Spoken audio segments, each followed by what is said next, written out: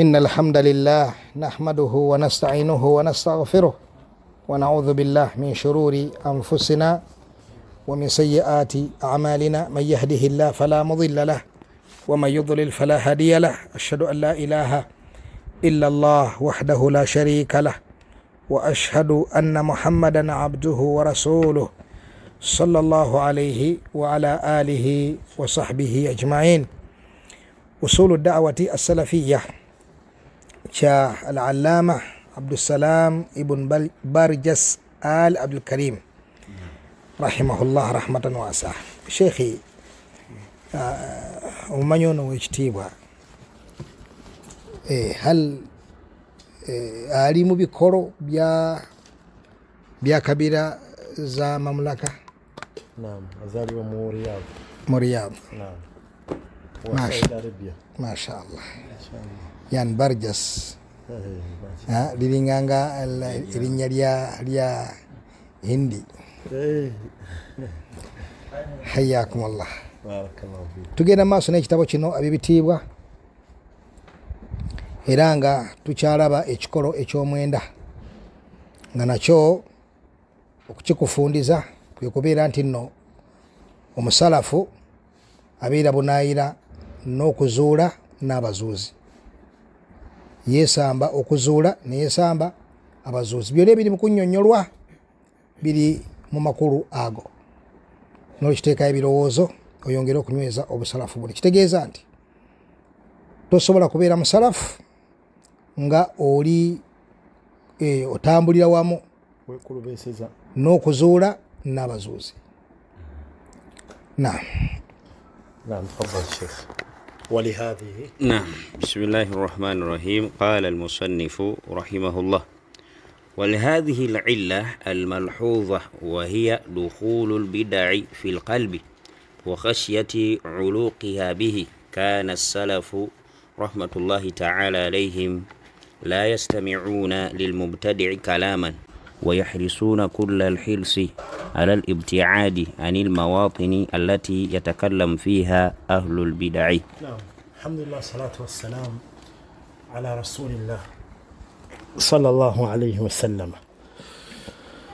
tukyagenda maaso ab'ebitiibwa n'ebikolo bya da'wa ebusalafu, da'wa entuufu.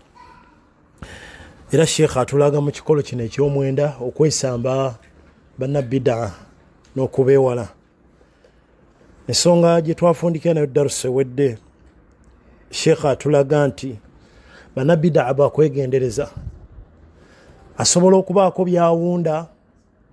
mu ntandikwa n'olowooza obulungi naye weegendereze, kasita omuzuula nti si mulungi duka. Togamba nti musajja nga atandise bulungi, musajja wano ng'asomye Qur'ani, musajja ng'alina kino asomye bulungi hadithi, akoze kino. La, eryo ekkubo lyagenda okuyitamu amalirize ng'akusuddemu kibidda ekyo. Kati ubeera mwegendereza. Togamba nti musajja bagamba alina kino, musajja yakuguka mu kino, ng'ate okitegedde nti muzuuzi mu ddiini ya Allah tabaraka wa ta'ala. Atandika n'ebigambo ebyo ebiwoomerera, obutwa n'abuleeta mu maaso awo. Era kyekiri ne ku bitabo byabwe. Bwe bagamba nti omuntu ono yawandiika ekitabo kino ali bw'ati ne bw'ati, tosoma kitabo ekyo, ayinza obuteeka eyo obutwe eyo munda. Era kyova olaba bamanyi abasalafu baba batandika oluusi ebitabo bamaze okubikolako tahqiqaati ez'enjawulo ennungi. Oluusi bakulaga ebikwata ku muwandiisi waakyo, bamaze ne bakulaga yakiwandiika bw'ati, musajja musalafu ali bw'ati ne bw'ati. Omanye ekitabo kyokola ki kyogenda okusoma. Oyinza okugwa ku kitabo ky'omusajja omusuufi, oyinza okugwa ku kyaba Ahmadiyya, bano abawandiika ne Qur'ani e Uganda, abo Ahmadiyya abakafiiri, si baganda baffe abo. Balina ne Qur'ani mweri etambula. Kati bw'otegera nga togeza tosoma, ojja kumaliriza ogudde muki. Waliwo zino waliwo lyasalina gye nalabako ey'abazikiri e Uganda, ezo bwe zityo tosoma. Omaliriza ogudde muki, ogudde mu kimbe, babiteeka eyo munda. Kati buli bw'olaba ebitabo ne bagamba nti ono ali bw'ati ne bw'ati, weegendereze bannabbidaa. Kati agamba sheekhe olw'ensonga eyo gye twetegereza, wahiya dukhulu lbida fi lqalbi, bida ayinza oyingira mu mutima gwo, wa khashyata uluqiha bihi n'okubanga tutya nti eyinza okukwata ku mutima yingira neekwata n'osanga nga naawe ogikola ki ogitambuliddeko nga wali ku mbeera nnungi naye olw'obutatya obwo n'okulaga nti agwe mathalan salafiya sunna wabitegeera n'otatya kuba nti biyinza okugendako n'otuule wali munnabida n'osoma ebitabo bye n'okola ki agamba olw'embeera eyo kaana salafu rahmatullahi taala alaihim la yastami'una lilmubtadi kalaman omuntu bwe bamutegera munnabida nga tebagala wulira bigambo byonna bimuvaamu ogenda kulaba wano ng'akulaga nti bateekanga n'ennweza bwe matu tebagala kuwulira wadde kigambo era ne bwebanga tv ngeyo agenda ogiteekako nga yali mu kitebe munnabida ng'agijjako bweba leediyo ogenda ogira wala ateekako puroguramu obadde amanyi daawa agenda owulira gwe banjula munnabida mawale ng'agijjako tateekayo kubanga atya aba ayingidde mu puroguramu wakati n'asuulawo ekintu ekiyinza okukwata kuki ku mutima gwo ne kikwonoonera manhaji ye entuufu ne kikwonoonera entegeera entuufu gy'obadde okola ki gy'obadde olina kati weegendereze sheekhe kyagamba abasalafu we batu bwe baali agambye kaana salafu abaki basalafu we batu bwe baali nga munnabida tebamuwa ebyo okwomereza nti buli omu bannaye muggyeko ekituufu obugambogamba obukolimire muleke ebifo tebakikola bwamulaba nga alimu gundi ate kadati n'abakamera bazze era nabo walaba munnabida boti nga gwe yatudde ku kituuti kamera ng'azijjawo zidde ebbali kyo nakyo kikola kirungi azze mubale tumutegedde ogenda olaba alinnye ku kituuti bw'ati empale ziri eri wansi majubba gali eri wansi jjawo bujja olaba ajeregeera obusalafu bwe batyo naam olw'ekibuuzo owa sunna media mwese babuuza ekibuuzo seeka ekibuuzo kiri nti olwayo tulaba daruusu ezitegekebwa kasavu kanyama bwe ngamba kasavu kanyama tulaba abasalafu ku pana eyo nga kuliko ne baki ne bannabida oba ne bano betwogeddeko bemutulaze nti yeeyita musalafu naye nga tabuli kati bwe ngenda mu musomo ogwo dalasa yokwata ne wasookawo baseeka abasalafu nenzijjawo kamera nga baleese muki munnabida ekikolwa ekyo kirabikanga okuba nti siina mpisa dalasa eyonoonese kati wendi singa duruusu ezo mba nzerekereza ne mutandabirayo ddala mba nkoze kikyamu madalasa ago nengata agali kasavu kanyama n'ekirala ku sheekhi omusalafu nga bamutimbye kubeerayo mu dalasa naye agenda otunuulira abali era basomesa banne nga mu kulayini okwo kuliko n'abaki ne bannabira sheekh oyo naye agende mu dalasa yasomese oba naye abireke ndowooza kino mbadde nkikonyeeko ti obadde oleese ebikwata ogenda okulaba azze munnabida yatudde toyongerayo irimu ye toyongera olw'okwo okutya kwe tutya nti ayinza okuba nga agenda suulamu ebimu ku byo byonoona manhaji entuufu nga gwogenda okuba ne sababu okuba nti bikola ki byongerwayo kati abantu nga abo balaba bannakatemba toyongerayo misomo ogenda kuba gwofuusa ensonga okwongerayo obubuzi obwo bwe batambuza muki era ne baganda baffe abakwata emisomo ensonga eyo nkulu nnyo gyegendereza emisomo egyo gyeyongerayo oyinza n'okufa nga gikyagenda ki naye butya kati bubuze kati aba akwata bu vidiyo bw'oyo omuzeeyi eyavumanga n'ajerega ne Qur'an aba abukwata obwo daba ne kati bukyasaasaana obubuzi obwo bajja na kufa myaka emeka giyitewo ng'obubuzi obwo bukyakola ki bukyatambula kati tofuuka nsonga ey'okusaasaanya ki then ensonga ey'okubiri gy'okoonyeeko nkulu oza nagikoonako ko n'emisomo nti tulekeraawo okuba n'enkola eyo mu mizikiti gyaffe bannaaye okole pano y'abaseeka oteekemu bano abaana abasiraamu baleetedde ki ogaye nti mulimu abatera okuba ne shubuha eryawo nti n'abakadde nabo tubazeemu ku maanyi kati ng'aleetayo seeka mbu w'abazeeyi aliwo gwe bategeeza seeka w'abazeeyi anawagira ku mawuledi gaabwe mbu babadde mu nnaku baboogeredde ku buruda kati baagala mbu nabo okubazzaamu ku maanyi kati obaze mmanyi ku kikububuze anti abasaze kyakola nti abasaze bano bamulaga line up wano mu meeting chairman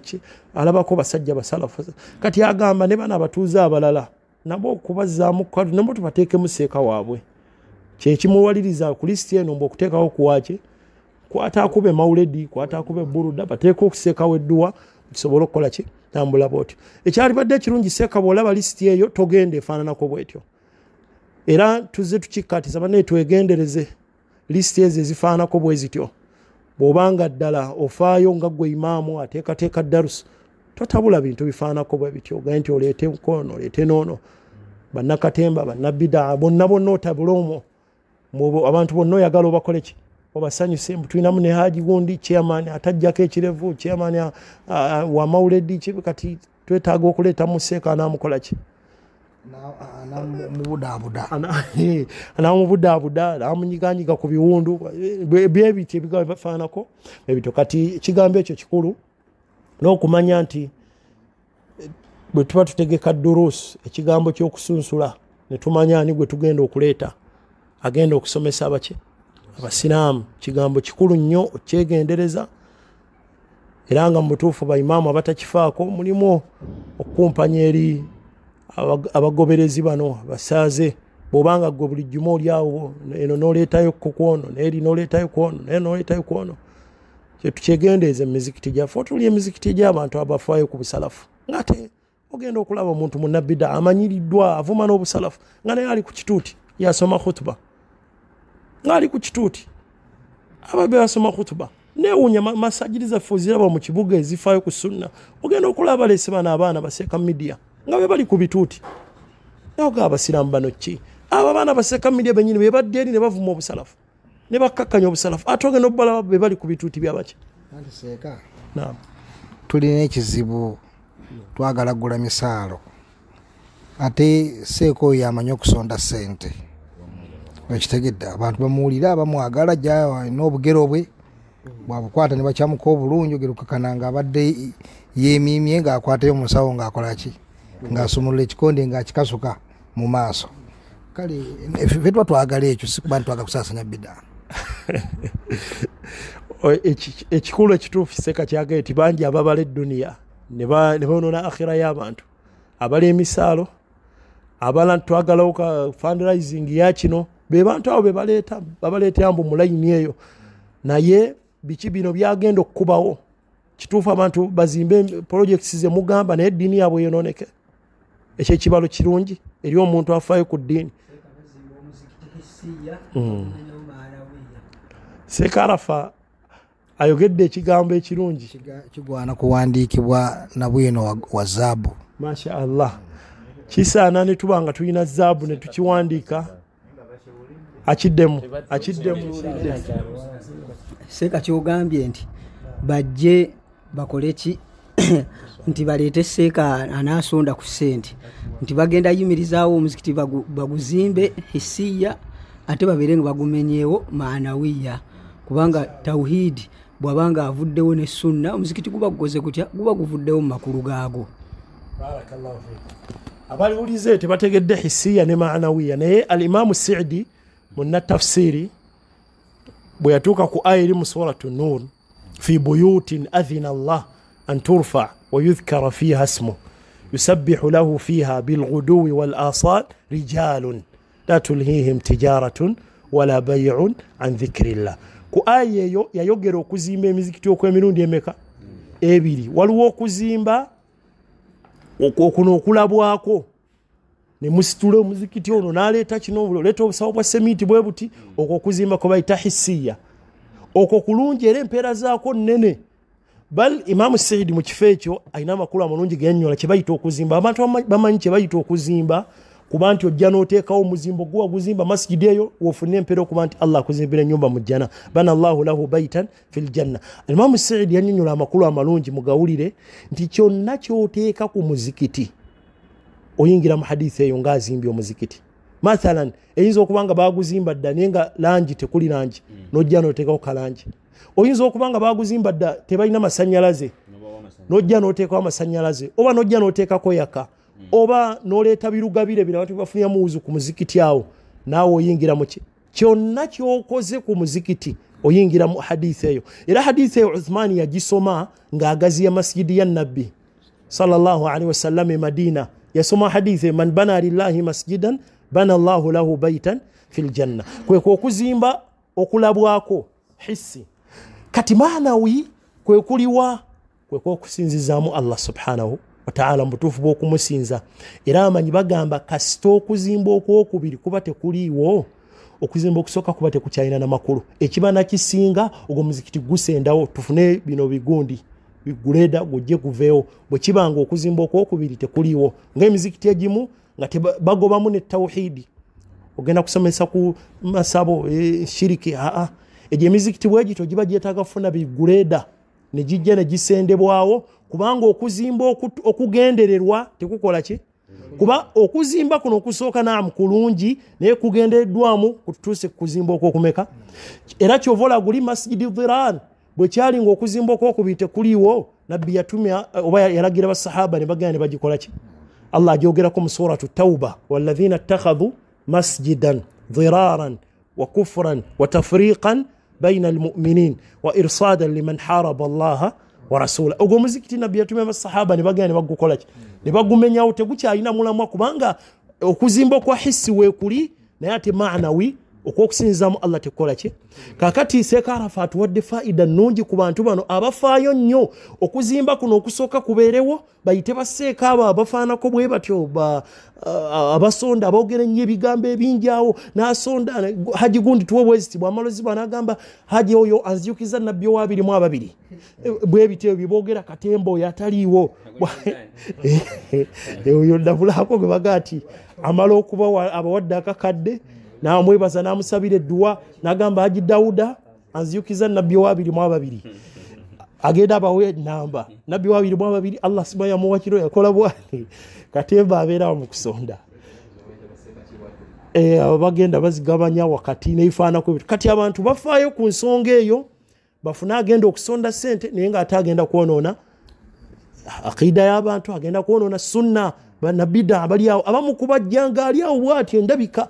bid'ati zakola ava mu duweri programu y'edduwa najja ne mu basalafu nawe bamu programu y'okusonda sente bebeera be bagenda olaba emikolo gy'abasalafu nga oyo gwe bayise mbu yasobola okusanyusa ennyo abantu ku mbaga ebyo ebikola efaanako ebiti ebyokwogera ne bawaaniriza abantu bonna ne bagweri ne baseka. Idhan barakallahu fiikum. Sheikh atugamba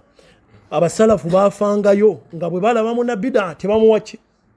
abo bakubyeko tugenge ne ku mikolo gy'abasalafu be baleeta ne boogera be bawawe mwogezi nayokola katemba nayogera ebitali yawo nasoma hadithi ezitali yawo abantu bwe basanyuka bwe bagweri abo tetukkiriza abantu abo kubasembeza ne mukufiirwa ogola nabo babawadde akazindaalo ebikola twayogerako ebifaanako bwe bityo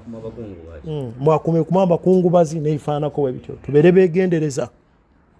ويحرصون كل الحرص على الابتعاد عن المواطن التي يتكلم فيها أهل البدع. ebifo bana bid'a we babere boge bwategera programs ku TV z'abana bid'a batero kubako ne program bakungana bajjanga basatu bana tayinza gitekerako bana waka bwategera ebifo bibera bana bid'a mu bakunganira bayine fe bakunganira mu bid'a zabwe abikola ki abesamba bwe bati abasalafu. Naam laba kakuletera obujulizi الإمام عبد السلام رحمه الله تبارك وتعالى. نعم تفضل. وقد روى ابن بطة قال رحمه الله فقد روى ابن بطة في الإبانة أيضا بسنده عن معمر قال كان بن طاووس جالسا فجاء رجل من المعتزلة فجعل يتكلم قال فأدخل بن طاووس أصبعيه في أذنيه وقال لابنه أي يا بني أدخل أصبعيك في أذنيك واشدد ولا تسمع من كلامه شيئا. قال معمر يعني أن القلب ضعيف. نعم بارك الله فيك. ابن بطة رحمه الله تبارك وتعالى مجتبتي الإبانة أي نبي قام بياليتا قالوا سولو جيجري بلونجي قالوا توكاكو معمر رحمه الله تبارك وتعالى قام كان ابن طاووس مماني طاووس ابن كيسان ومكبايز بالصحابي منين عبد الله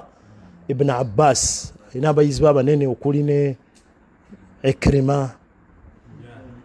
نعم مجاهد بن جبر عطاء بن أبي رباح kati ibn Tawus mutamani wa Tawus ono yali Ibrahim amanya Ibrahim ibn Tawus yali alina watudde kati omu ku basajja mu Mu'tazila n'atandika okwogera Mu'tazila nagamba mu bufunze oba yagala bafunza beba think tank leero bolina beba common sense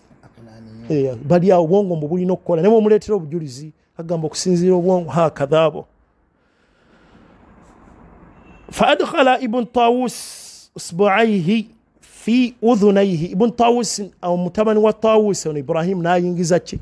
mumakuba agamu kyafayo kino mu Siyar Alami Nubala n'ebitabo ebirala baali batambula ne taatawe yennyini bwe yalaba omusajja nga ayogera n'amugamba mutabani we ya Ibrahim teeka ki engalo mu matu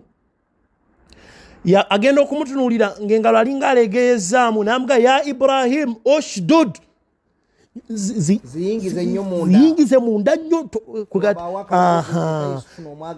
akaloboozi tekafuna omwaganya n'owulira ebigambo by'omunnabbi Dohoyo n'amuga ya Ibrahim oshdud kola ki nyigiza nnyo nnyo kwegambo oleme kubaako okola ki owuliriza ay bunayya udkhul usbu'ayk fi udhunayka washdud amugamba yingize nwezo mu matu ngalo zino ate nyweza nnyo tewabaawo akabbirira ne kakola ki ne kayingira n'owulira ebigambo by'omusajja oyo wala tasma' min kalamihi shay'an tobaaka mu bigambo bye akagamba ne bwekaba shay'an abo bannalulimi balina kye baleeta eyo nakira eyo okujja fi siyaqi maatha fi siyaqi annahi ebeera tufiidu al-umum seke bitunabyogera ba awamu anti munnange waliwo n'abalala abeetaaga okukanyulwamu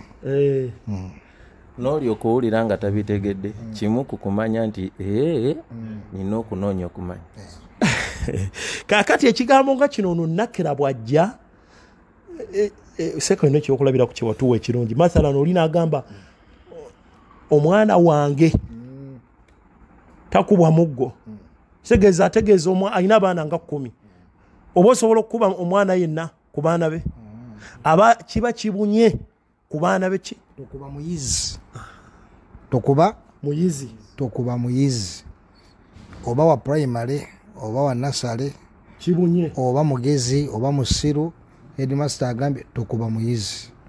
kibuna kakati wanage tobaako ekigambo kyowulira mu nabbi togamba nti ani wano kati byayogera birungi asoma Qur'ani ajjeyo ne tafsiri ya Imamu Saidi gyasomesezaamu togeeza n'ogamba nti kampulirize wano ajjeyo ne Sahih Bukhari gyaleese ate no sheikhi abali ebimanyi mbwe ebigambo bimujja enviiri ku mutwe ebino byetwogera ng'obukambwe bungi bannabbidaa bino byennyini nnyini bano abali ku bulungi bye baagala okwesisiwala byennyini nnyini bweyo tebatambuza eddiini yaabwe ku mazima tasobola kwegomba kulaba mwana we gwayagala okuleetera ku bidaa ku mawuledi kusoma edduwa kusoma buruda ku tahlil ne talakain tayagala mulaba nga awuliriza omusomo gw'abantu abali ku sunna leero lwennyini bulungi nina message enfunye wano omu ku baganda baffe bagoberera emisomo gino aŋŋambye nti muganda waffe aŋŋambye nti waliwo amugeya abutobawuliriza abo boolaba yali muzikiri abadde agamba nze ti nali muzikiri kati temuwuliriza ki subhanallah obuzikiri Allah yasasira sikwatangako muki naye newemba nali muzikiri eyo si point Allah yatusasira bwe tubanga gye twali muzikiri twakola ki eyo si point naye Sheikh kyagambye nti nabo bennyini bannabbidaa tayagala kulaba nti omuntu awuliriza abali ku buki alaba bajja mmusuuza ate tukyogera mbwataawo tuli bakambwe nnyo naye nga ye muamala awo mulekyo nga bali ku batil bali ku bubuze ne bakuuma kapito waabwe baagala basigaze n'obwana obunajja enkya busomezi mawuledi bwabye ennyimbe busigale nga butwaza obubuze omuki mu maaso era n'abashiri ku enkola bebagikozesa Sheikh mu suratu Nuhu ja'alu أصابعهم في آذانهم واستغشوا ثيابهم وأصروا واستكبروا استكبارا نعم والغوا فيه لأنكم تغلبون سوى كذي نعم idhan Ma'mar agamba Ma'mar bwera yogera ku kyafaayo ekyo Ma'mar rahimahullah yagamba yani anna alqalba dhaif. Tawusi okugamba mutabani we bwatu nyweza lwaki yali amugira bwatyo kubanga omutima munafu. Oyinza okugamba nti nze sunna n'otatwala n'oteefaako n'owuliriza kateepu ako kasidi ako kavidiyo ako ak'omuntu oyo munabida n'omaliriza ng'omutima gugenze gugira naye waayo abasajja bano babalanga ki anti n'akula n'agonza ebigambo tuliisa abantu tusaalira nabbi n'omuwa obudde essaawa emu asomesa ku bulungi bw'amawuledi asomesa oyinza omaliriza ng'okwatibwa naye n'ogamba abasajja baliisa abantu abasajja babaagaza ki abavubuka babavumye abavubuka n'omaliriza ng'oguddeyo mu gunnya gwaki gwa bida. Lwaki wamuwa amatu omutima ne gugenda nga gugira n'olowooza nti bambi balabika balina kye babalanga babaagaza ki abasajja eddiini ebaluma ki n'omaliriza nga ofunye egundi eyo omutima ne gubalowooleza ebirungi n'omaliriza nga ogudde mu kuzikira okwo. nasalullah salama. Naam. وقد روى ابن بطة أيضا. أقام قال رحمه الله وقد روى ابن بطة أيضا في كتابه المشار إليه سابقا آثارا من هذا القبيل فيما أخرجه عن عبد الرزاق فقال عن نفسه قال لي إبراهيم بن محمد بن أبي يحيى قال لي إبراهيم بن محمد بن أبي يحيى وهو أحد المعتزلة أرى المعتزلة عندكم كثيرا قلت نعم وهم يزعمون أنك منهم قال أفلا تدخل معي هذا الحانوت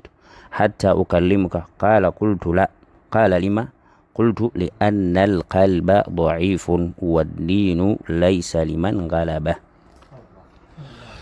bigambo ebirabira birungi okulaga engeri abasalafu gye beegenderezanga mu kuba nti tebawa matu baki bannabida. Abdurrazzaq rahmatullahi alayhi alina obujuzi ku byafulumya ku nsonga eyo qala an nafsihi qala li Ibrahim ibn Muhammad ibn Abi Yahya wa huwa ahadu al-mu'tazila omukuba mu'tazila ono Ibrahim ibn Muhammad yamugamba ara al-mu'tazila indakum kathiran qultu na'am yamugamba aba mu'tazila ndaba bakola ki bangi awo ki namugamba na'am wa hum yaz'umuna annaka minhum ate bagamba naawe oli muki oli mu waabo wa mu'tazila afala tadkhulu ma'i hadha alhanut hatta ukallimuka toyingira nange bugamba mu kafo abantu abo we bali ki mbeeko byenkola ki byenkugamba neki ono mubuze alina byagala muga qultu la namugamba nedda namuga lima lwaki qultu li anna alqalba dhaif namuga omutima munafu onyinza okunyingire naawe otandika okwogera omalize ovuye eno neeno namugamba nedda waddiinu laisa liman ghalaba eddiini ate siyawa wangudde nti ki tutambula nabuki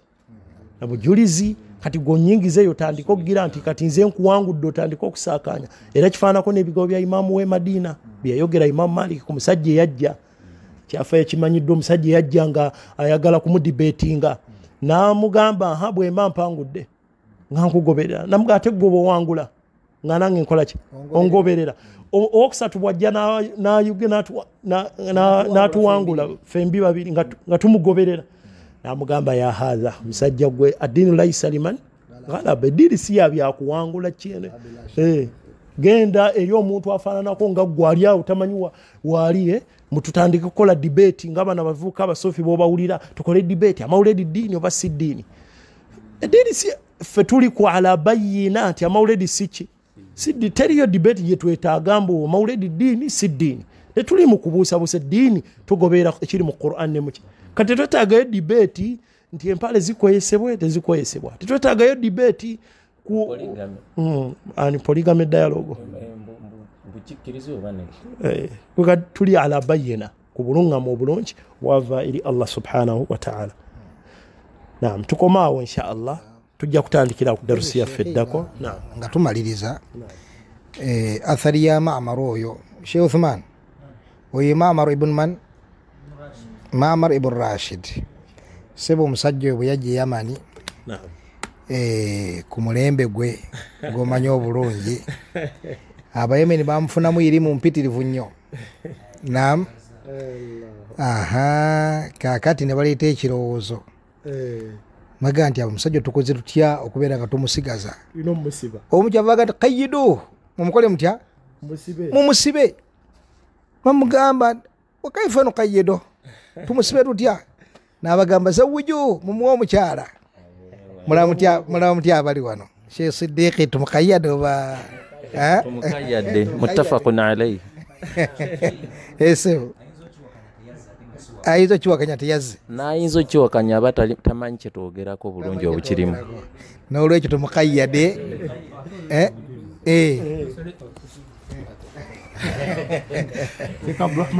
sebo tugenda kukayada bannayuganda basooke twegayirira okukuta yesibu barakallahu fikum wafaka llahu aljamii lima yuhibuhu wayarda.